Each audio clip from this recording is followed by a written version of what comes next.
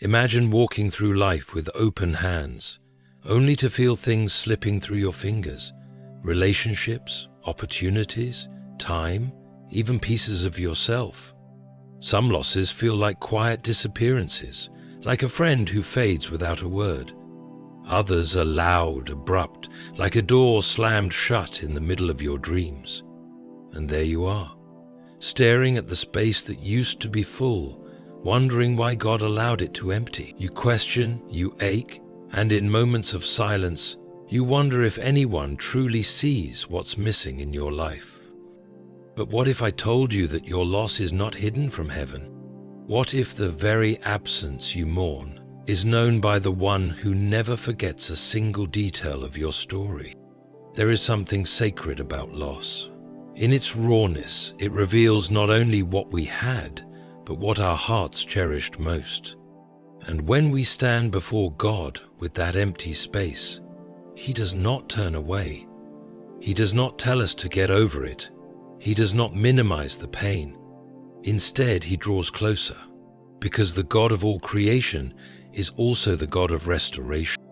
The Word of God tells us in Joel 2:25, "I will restore to you the years that the swarming locust has eaten." These are not poetic sentiments for comfort's sake. These are promises from a God who speaks not to impress, but to fulfill. You see, the way God restores is not merely a replacement, it is a redemption. It is taking what was broken and crafting something greater than what once was. It is giving beauty where ashes once remained, not just putting you back where you started, but raising you higher because of what you endured. Think of Job. Everything he owned, everyone he loved, every piece of identity he held, taken in what seemed like a cruel storm of fate. But God saw it all, and in the end, God did not just restore Job's fortunes, He doubled them. Why? Because God is not only just, He is intimately involved in your pain. He is a witness to what was taken from you. Have you ever whispered, "God, do you see what I've lost?" And have you felt the silence stretch longer than your comfort can bear? Don't mistake the silence for absence. The divine often works behind veils. Behind that veil is a plan forming far beyond what your pain can comprehend. God is not in a hurry, because restoration in His hands is not a rushed fix. It's a resurrection. But to receive that restoration, something sacred is required of us. Surrender. We must stop mourning the empty space long enough to allow God to fill it. We must unclench our fists, not just from what we've lost, but from the idea that we must fix it ourselves. Faith is not pretending the loss doesn't hurt. Faith is believing that the hurt will one day give way to healing, and restoration is the fruit of such faith. Let me ask you a question. What if what you lost was never meant to stay, but meant to lead you to something greater? Would you still grieve it the same way? Sometimes the loss is the lesson. Sometimes it's the pruning before the bloom. And sometimes it's simply this: God allowing something to fall away so He can show you that He alone sustains. You are not forgotten. Your tears are counted. Your loss is remembered, not as a final line, but as a turning point. God sees what was taken. He knows what was stolen, and He has every intention to restore it, not just in form, but in fullness. God keeps record of what was taken from you, even when others forget. There's a quiet kind of pain that follows certain losses, the kind that no one else seems to remember but you. Perhaps it was a dream you held in your heart for years, a relationship that meant more to you than the other person ever acknowledged, or a season of your life you poured into someone only to be left empty, and after all of it, silence. No apology, no closure, no recognition. People move on, the world forgets, but God does not. In Psalm 56:8 it is written, "You keep track of all my sorrows. You have collected all my tears in your bottle. You have recorded each one in your book." Let that settle in your spirit for a moment. Your tears are not wasted, and your losses are not lost in the chaos of time. Heaven has taken account of what was taken from you. Not one tear slipped past the eyes of your Creator. Not one moment of despair was missed by the God who loves you. It's easy to feel invisible when your suffering goes unnoticed by those around you. It's easy to wonder if maybe your pain isn't that significant after all. But that is where the enemy deceives us, by making us believe that if people don't care, then God doesn't either. That if no one else sees what was lost, then perhaps nothing was really lost.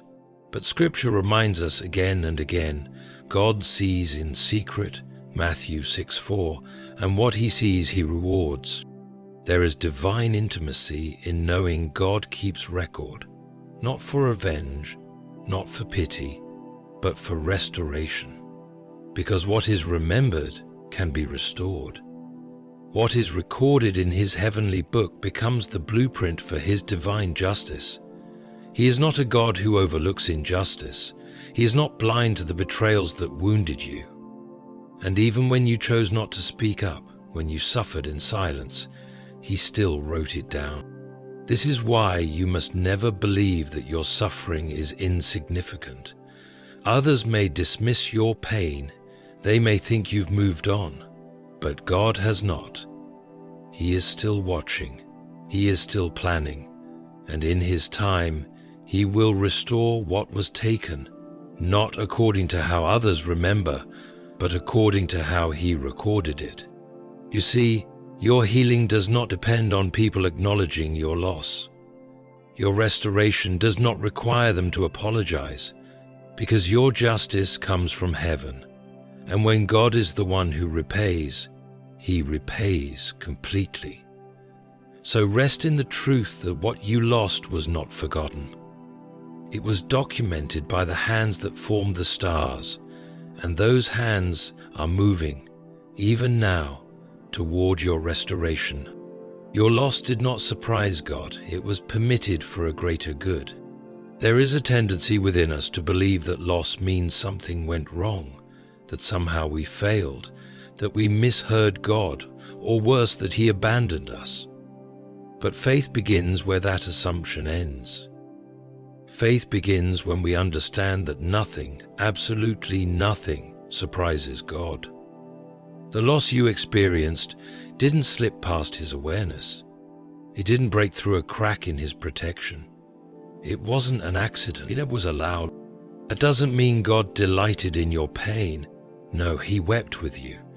But it does mean that he, in his infinite wisdom, permitted something to fall apart in your life, knowing full well how he would use it to build something greater. In Romans 8:28, we're reminded that in all things God works for the good of those who love him. All things, not just blessings but losses too. Not just victories but defeats.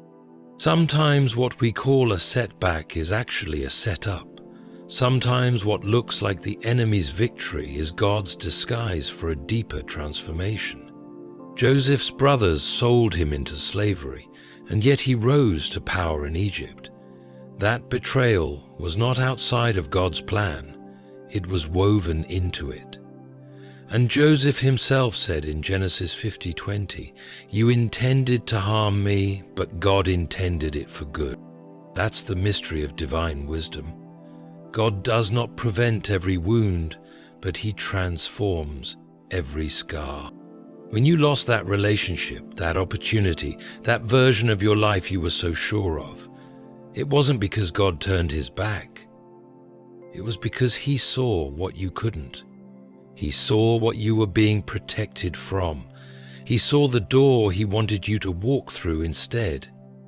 He saw the growth that could only come from letting something die. It's in the death of the seed that the harvest begins. The process is painful, but the promise is hidden in it. God does not waste pain. If He allowed it, He plans to use it. That is the essence of trust. Not that we avoid the valley, but that we believe He's leading us through it for a purpose greater than we can see. So no, your loss did not surprise God. In fact, He's already prepared your restoration before you even knew you needed it. What looks like a closed chapter to you is often just the introduction to the story God is still writing. And when He restores, it won't just replace what was lost, it will redeem it, elevate it, and reveal a strength in you that only pain could have unlocked. Restoration is often delayed because it comes in fullness, not fragments. When we cry out to God in the wake of our loss, our first plea is often for immediate relief. We want Him to fix it now, to restore quickly what was broken, to return what was taken, to ease the ache before it settles into our bones. But God, in His divine nature, does not work in fragments. He waits to restore in fullness. God is not a God of half measures. When He restores, He does so completely, down to the deepest parts of your soul that even you have forgotten were wounded. This is why it often takes longer than we expect. The delay is not denial. The silence is not abandonment. It's preparation. God is not only preparing the blessing, He is preparing you to carry the weight of it. In Ecclesiastes 3:11 we read, "He has made everything beautiful in its time." Not your time, not the moment you think is most convenient. His time. And His timing is always aligned with purpose. You see, God is never late, but He is also never rushed. If the blessing arrives before you are ready, it can crush you instead of lift you. If the healing comes before you've learned the lesson, it may be shallow and short-lived. If the restoration comes before the refinement, you might return to the same cycle of brokenness that caused the loss in the first place. That is why divine restoration often feels slow, because it is thorough. It works in layers, not just on the surface of your situation, but in the depths of your identity. It's not just about replacing what was lost. It's about transforming the heart that endured the loss. That takes time. Think of the way a potter works with clay. He does not rush the shaping. He molds slowly, with care and intention. And when the form is ready, He places it in fire, not to destroy it, but to strengthen it. The fire is not punishment. It's part of the process.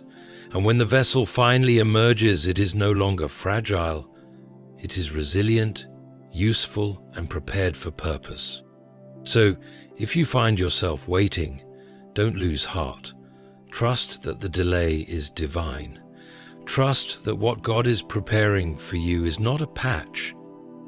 It's a promise. He is not sending bits and pieces of restoration. He is orchestrating a complete, beautiful redemption that will make sense only when it all comes together. God's blessings do not come in incomplete packages. They come wrapped in wisdom, delivered with precision, and unveiled at the moment when both the gift and the receiver are fully ready. That is the glory of fullness. That is why He waits. Sometimes God removes to replace because you settled for less. There is a hidden truth in many of our losses. We were clinging to things that were never meant to stay. Sometimes we mourn what God removed, not realizing He was rescuing us. Not because He delights in our sorrow, but because He refuses to let us settle for less than what He created us for. We often attach our hearts to things that feel good in the moment but are quietly limiting our growth. Relationships that comfort us but weaken our spirit. Habits that bring momentary pleasure but lead to spiritual decay. Opportunities that seem golden but are rooted in compromise. And when God sees that we are building our lives around these lesser things, He steps in, not to destroy us, but to redirect us. In John 15:2, Jesus says, "Every branch that bears fruit, he prunes, so that it may bear more fruit." That pruning does not feel kind. It feels like loss. It feels like abandonment, but it is actually the evidence of divine care. God prunes what you're willing to settle for, to give you what He originally designed for your life. He removes to replace.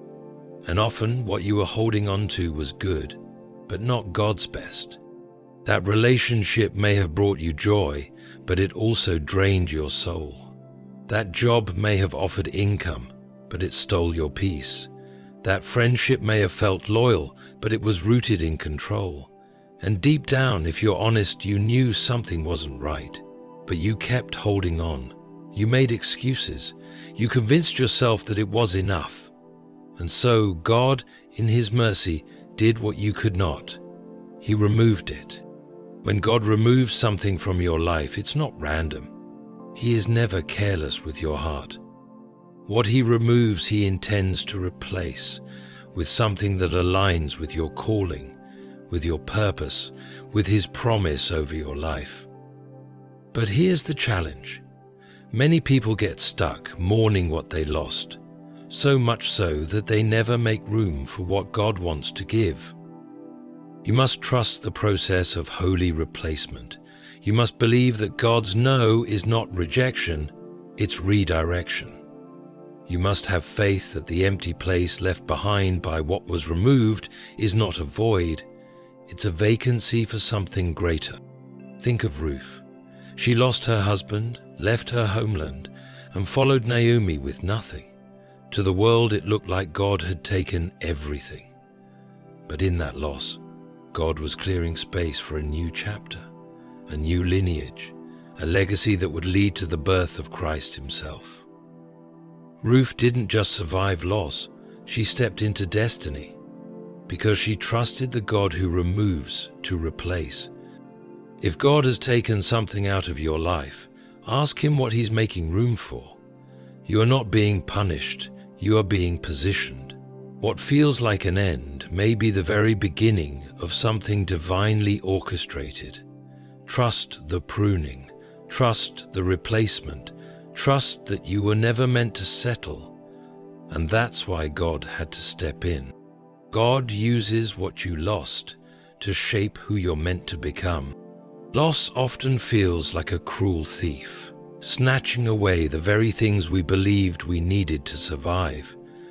But in the hands of God, loss becomes a sculptor, a divine tool that chisels away what is temporary to reveal the eternal. While the world sees loss as the end of a story, God sees it as the shaping of a soul.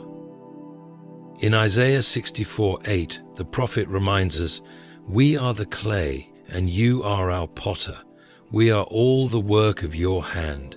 Clay does not shape itself. It is stretched, pressed, and refined by the fingers of the one who sees its potential. That's what loss does in the hands of God. It softens our pride, it reshapes our desires, it forces us to confront our weakness so that His strength may be revealed. Think about it. The version of you that existed before the heartbreak, before the betrayal, before the closed door, was untested, unbroken, and perhaps too attached to comfort. But after the loss, you began to pray deeper. You became more discerning. You learned to depend on God more than people. You discovered resilience you never knew lived inside you. That's not coincidence. That's transformation. God is far more interested in your character than your comfort. He will allow certain things to fall apart, not to destroy you, but to develop you. He knows that some lessons cannot be taught in seasons of ease. Some strengths are forged only in the furnace. And so, in His sovereign wisdom, He allows what you thought you needed to be taken, so that what He placed inside you can rise to the surface. Even Jesus, in His humanity, experienced loss. He lost followers. He lost friends. He lost favor in the eyes of men, but through it all, he was never less aligned with his purpose. In fact, every loss brought him closer to the cross, and the cross brought forth the resurrection. That's the pattern of redemption: pain, process, purpose. So when you look at your own life and see the missing pieces, don't assume they are signs of failure. They may be the very spaces where God is reshaping you. Who you are becoming through the loss is more valuable than what you lost. Your depth, your faith, your maturity, your strength. These are the treasures being formed in secret. The enemy may have intended the loss to destroy you, but God is using it to define you. You are not the same person you were before the pain, and that is not a tragedy, that is testimony. You are becoming someone who can carry greater wisdom, greater peace, and greater purpose. Let Him finish the shaping. He restores not just what you lost, but what you could have had if you were never broken. God's restoration does not simply bring you back to where you were. It goes beyond. It fills in the gap not only of what was taken, but of what you should have received all along. That is the mystery of divine compensation. God not only makes up for your losses, He makes up for the time you were denied love, opportunity, peace, or purpose because of the wounds others inflicted on you. In Joel 2:25, God says, "I will restore to you the years the locusts have eaten." Years, not just possessions, not just positions, but time. That's how far-reaching His restoration is. He doesn't just give you back what you can touch. He redeems what you feel you've missed. He makes up for the birthdays spent in grief, the relationships wasted in dysfunction, the seasons of joy that were stolen by trauma. Life is an agreement. Since it is put together, there is plenty that is not stolen by trauma. He restores what could have been. Perhaps you've looked back on your life and whispered, "If only I hadn't been hurt like that. Maybe I would have." And then the regrets stack up. The what-ifs become heavy. But God is not bound by time like we are. He doesn't just step into your future. He rewrites the meaning of your past. When you were broken, something inside you fractured. That break made you believe you were disqualified from certain blessings, that because you weren't whole, you weren't worthy. But God doesn't just heal the wound. He restores what the wound prevented you from receiving. He gives you the confidence you lost. He surrounds you with the kind of love you didn't know existed. He brings opportunities that feel like miracles, because they are. This kind of restoration is not logical, it's supernatural. It doesn't follow human timelines or human expectations. It's not payback, it's grace. And grace always gives more than you deserve. Grace restores you to the life you didn't even know how to pray for. Because you had been surviving for so long, you forgot what thriving felt like. Look at the life of Naomi. She lost her husband and sons and returned to Bethlehem bitter and broken. She believed her story was over, but God wasn't finished. Through Ruth, God didn't just restore her family line, He placed her in the lineage of Christ. That's restoration with increase. That's God repaying not just what was lost, but what was withheld through sorrow. If life has stolen from you, if you feel like you missed out on something because of pain, delay, or heartbreak, trust that God is not finished. He knows what you should have received. He knows what you could have become, and He is still able to give you what was denied in ways you never imagined. God's restoration is more glorious than the original blessing because it's touched by grace. When God restores, He does not simply return what you lost in its original form. He returns it refined, elevated, and marked with the fingerprints of His grace.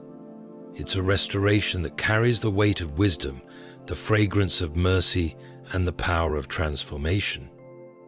What comes back to you is no longer what it was, it is more, because it has passed through the hands of a holy Redeemer. In Haggai 2:9, God declares, "The glory of this latter house shall be greater than the former." This is a promise that restoration isn't just about return, it's about elevation. It means that what's coming will outshine what was, that your future will carry more beauty than your past, not because the past had no value, but because the new is shaped by something eternal. Grace. Grace has this unique ability to make the broken beautiful. When God restores, He adds depth where there was once emptiness. He adds peace where there was once anxiety. He adds purpose where there was once confusion. The blessing becomes more meaningful because it was once absent. You appreciate it more. You guard it more. You live it more fully because you know what it feels like to live without it. Think about the prodigal son. When he returned home, he did not get scolded, diminished, or demoted. He was celebrated. A robe was wrapped around his shoulders. A ring was placed on his finger. A feast was prepared in his honor. Why? Because the restoration wasn't just about a son returning. It was about a father's grace redefining his worth. The restoration was not just a reunion, it was an elevation. That is how God restores. He doesn't just bring things back. He brings them back multiplied, matured, and more glorious than before. He takes what was broken and creates beauty so radiant that even your past pain begins to make sense. The loss becomes a chapter, not the final one, but the one that prepared you for the most glorious turning point. And what's more, God doesn't need perfect conditions to do this. He doesn't wait until everything aligns. In fact, He often begins restoration in the middle of your wilderness. He begins to rain manna before you even reach the promised land, because He wants you to know the blessing is not just in what you receive, it's in who gives it. So, if you feel like what you lost was precious, trust that what God is preparing to restore is priceless. If you wept over what was taken, prepare to rejoice over what is returned. Because when God restores, it comes with grace, and grace does not settle. Grace always glorifies. You may have walked through seasons where loss felt louder than God's presence, where the silence was so deep it echoed your questions back at you. You may have stood before closed doors, grieving what felt like the end of something sacred. You may have whispered prayers, asking God if He even noticed the pain that others passed over. But hear this now. God sees what you lost, and He knows exactly how to restore it. Not just restore it in kind, but in glory. Not just return it to you, but raise you because of it. Not just fix what was broken, but make it better than it ever was. He remembers what others forgot. He plans around what you never saw coming. He prepares in silence. He replaces with purpose. He reshapes your soul. He repays what you never even had the words to mourn. This is the God who restores. So do not despair. The pages of your story are still being written. The tears you cried are still watering the soil of your next season. The pain you endured is still being transformed into a platform for His glory. And what was lost, no matter how deep, how sacred, how personal, is not forgotten. God sees it. God holds it. And when He moves, He will restore it, not just to you, but through you for His glory. Wait for Him, trust Him, and be ready to receive, because the restoration will be more glorious than the blessing you thought you lost.